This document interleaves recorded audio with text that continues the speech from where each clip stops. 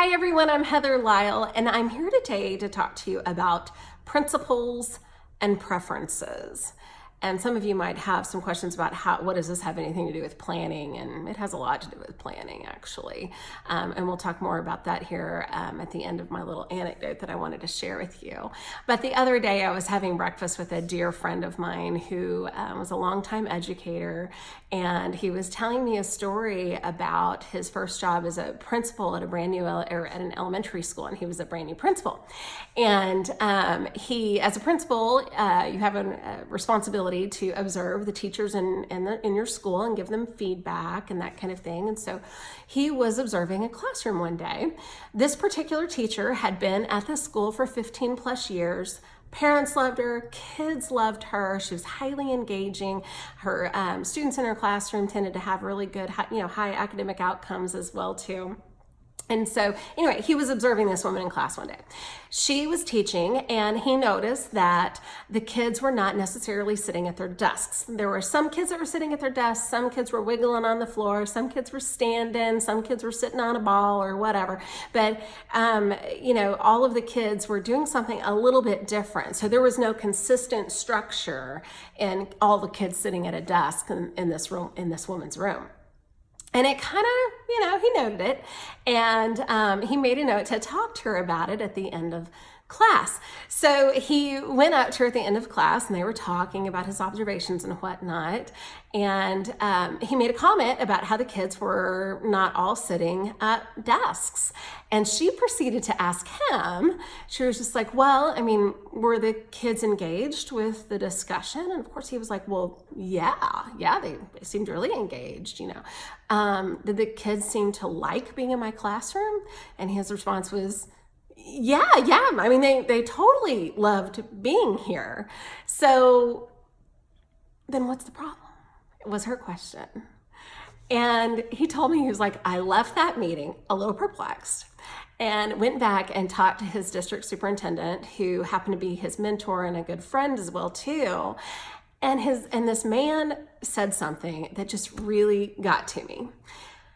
My friend told me, he goes, my district superintendent, my mentor, told me, there's something about principles and preferences, and a desk is just a preference. These kids are getting the most out of this woman's classroom. That's the principle of the matter. So who cares if the kids are sitting at desks or not? That's a preference that you have, she has, whatnot. But overall, kids are learning, parents are happy, and this teacher has consistently been performing. So what does it matter if they're sitting at a desk or not? That's not really an issue. And when he said that about principles and preferences, it just kind of hit me between the eyes, and I was just like, oh my gosh, how can we apply that in our own life? And what are those things that we get hung up on that are really more preference oriented than anything? For example, in the mornings, I like to hunker down, get to the office early, get a whole bunch of stuff done before everyone else arrives, and I get distracted by everything else. But my colleague likes to get there late, and he stays later after everybody's already left. Another preference is that I take a notebook with me everywhere I go, and I I hand write down notes. That helps me. But some of my millennial friends, shoot, they just pull out the tablet or their phone and make notes on their phone or whatnot. And that works for them. To me, it's more of a substance versus style issue, really, more than anything. And that's what I'd like to focus on today. So in other words, what is your outcome? If the outcome ends up being the same, no matter if you're using a tablet or writing things down in a notebook, or getting to the office early or staying at the office late, or the kids are sitting at desks versus not, are they learning? Are we being the most efficient with our time? Well, if the answer is yes, then who cares about the style? Let's focus on the substance. And how does this play into planning as well too?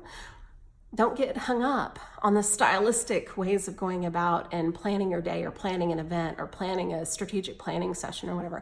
You're there to talk about the meat, the substance of the matter. That's what you're there to do. And isn't that what we're all here to do? Is what's the substance? Let's focus on that versus all the stylistic issues out there. And oh gosh, I've heard a great podcast recently, and a speaker always says, keep your eyes on your own paper, and for those people who get hung up on the style versus the substance, that's what I would say. Keep your eyes on your paper. Let's just focus on us and we'll be good. All right, that's it for this week. Thanks. Bye.